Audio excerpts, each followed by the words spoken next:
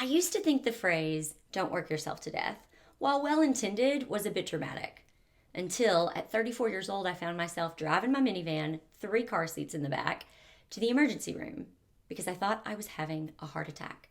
I'd woken in the middle of the night, pulse racing, hot flashes, cold flashes, and a heart that raced harder than it had when I'd run my half marathon. You stay here, I told my husband Brian. We don't have time to call our parents for them to come over here and watch the kids.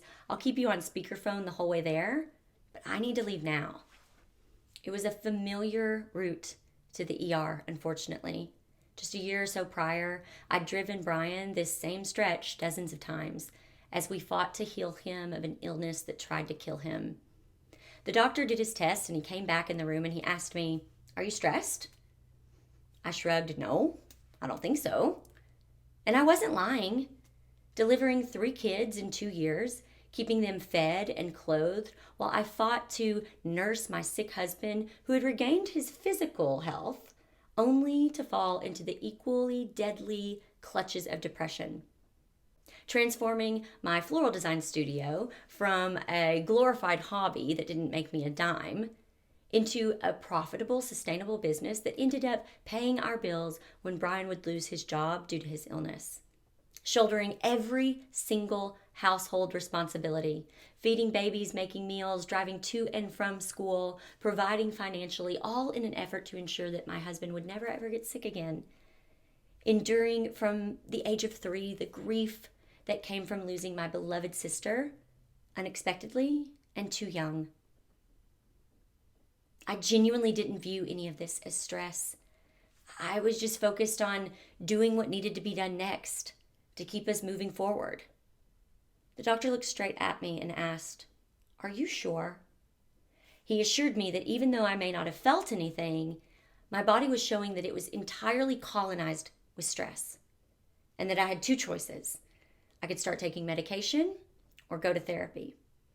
Hi, my name is Jessica Zimmerman, and I almost worked myself to death. After losing my sister and nearly losing my husband, I fell into the trap of needing to control every element of my life. For 2 years, I worked night and day without stopping. I'd wake up at 5 a.m., get the kids ready for preschool, drop them off, work at my studio until it was time to pick them up. Then I'd come home and I'd take care of everyone until everyone went to bed. Then I'd get back on my computer and I would continue to work until I would fall asleep, head on the keyboard around 1 a.m. This was all in service to living what I thought was my dream life. A family, a flourishing business, a nice home, public respect and acclaim. I wanted to have it all. And I told myself that if I just hustled now, I'd get to live my dream life. But at what point does temporary hustle turn into lifelong patterns? And when do lifelong patterns make you who you really are at your core? And to what extent are you willing to sacrifice who you are to achieve what you want to achieve? When I came home from the hospital, I was a stranger to myself. After years of hustling, trying to micromanage my way to a happy and healthy family and successful 7-figure CEO status, I didn't recognize myself. And I think every woman who has ever wanted to have it all, and we use that as code, as having both a family and a business, has experienced this. It would take me a year to forge a new path, the route to find my way back home, before I realized one clarifying, earth-shattering truth. If I stopped doing everything, I could do anything. What does that mean?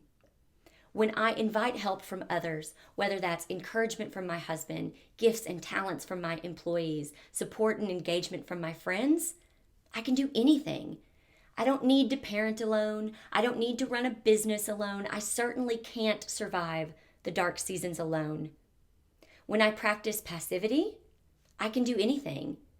With a body that's hardwired for hustle, the most revolutionary and healing thing I can do for my life and for my business is to sit in silence. Sometimes it's not about chasing my next big goal, but instead focusing on the present, and gratitude for each and every moment. When I clarify my boundaries and protect my health, fueling my body and resting it when I need to, focusing on becoming who I want to be instead of the next elusive end goal, some imagined paragon of success, I can do anything. So as a mom, wife, educator, author, Southern Living Magazine's top wedding planner with work featured in Martha Stewart Weddings, People Magazine, and even a Grammy award-winning artist music video, what exactly do I think the secret to success is? Stop trying to control outcomes, and instead, I invite experiences. Stop hustling towards that finish line and instead ask yourself, who do you want to be when you reach it? I'm Jessica Zimmerman, and I believe that when you stop doing everything, you can do anything. I look forward to sharing this idea on your Tedx stage soon.